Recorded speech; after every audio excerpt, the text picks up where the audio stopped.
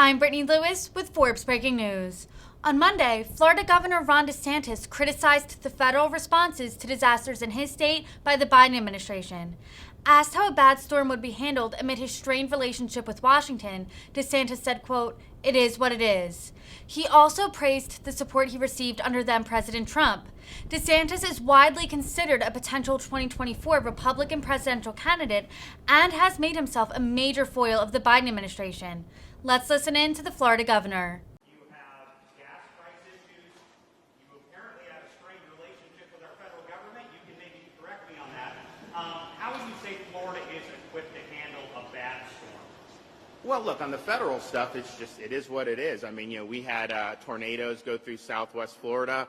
We applied for assistance for very elderly people on fixed income and got denied for that by the White House. There's been other things where, we're not usually on the first way. I mean, you saw some of the stuff that we've done with some of the federal programs. I mean, we all apply like within a couple weeks, and then California and New York are approved months before we are. That's just the reality. I think there's a lot of politics at play. I think that's unfortunate. That is not the way you do disaster response. I mean, you've got to put all that to the side, and you've got to be willing to step up. And so hopefully that will happen. I can tell you President Trump was very supportive when I flew up. I got elected. Show up to Tallahassee, January 2019. Everyone had forgotten about the Panhandle except the people there. I said this is a priority, and so we went up and met with President. He green-lighted a lot of additional assistance. It's really been instrumental, and there's still a lot that needs to be done there, but we've kind of stayed with that for the years I've been governor, and I can tell you there's a lot of great things going on in Northwest Florida now too. So that's just what you have to do. So hopefully that'll be the case, but I mean, proof will be in the pudding when that comes. I can tell you that it will definitely be a little bit more of a struggle in terms of that. Now, the fuel is going to, of course, be an issue for people because you have less supply overall, and so that's going to be very, very hazardous. I mean, I think the thing that you would do out of Washington is just say, okay, the energy policy we put in January of 2021 in at the Biden administration was wrong. So just acknowledge that, reverse it, and really embrace a lot of American production. That would not necessarily change the supply dramatically overnight, but a lot of the fuel prices are forward-looking, and so if there was clear national commitment to utilizing domestic resources and understanding that, yes, it's painful at the pump for people, which is a huge issue. It's also a national security issue to the fact that we're not energy independent, and we were better than we ever had been just a year and a half ago. So I think that that's something that is going to continue to be an issue unless that they do that. Now, in the supply chain, what Kevin's been working with different folks in different aspects of this, you do have with the utilities.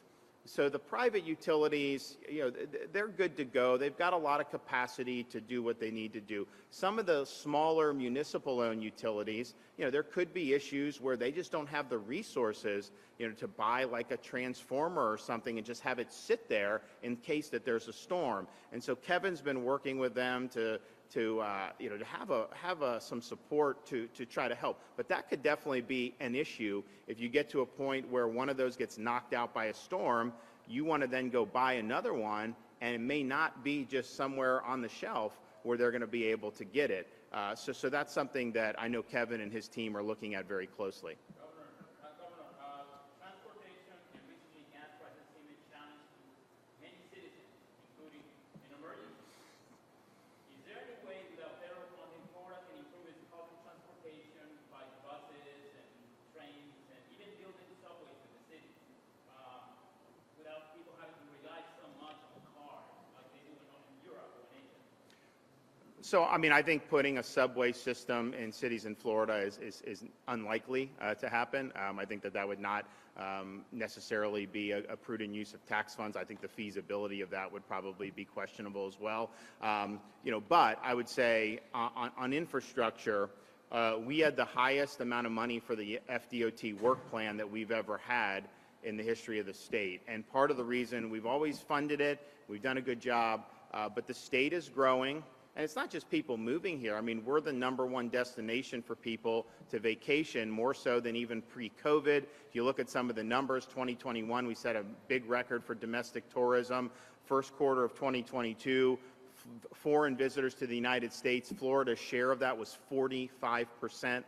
No state has ever had that big of a share. So there's just a lot going on. There's a lot of folks, and that requires a commitment to continue to expand and improve infrastructure. So I think what we did with the $11.7 billion is going to be a big deal. And then I'm also looking at ways to say, okay, for proposals in the future, yes, we have this work plan. Yes, there's a lot of worthy projects, and we'll continue with that.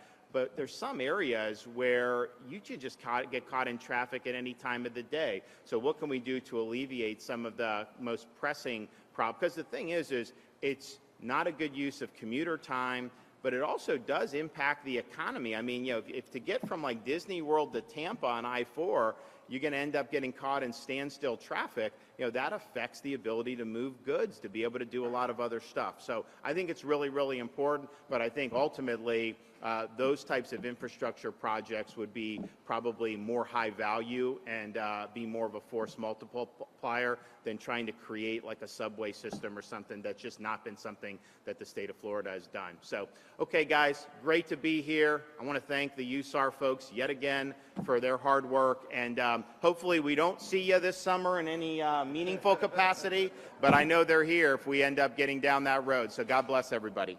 Where do I go?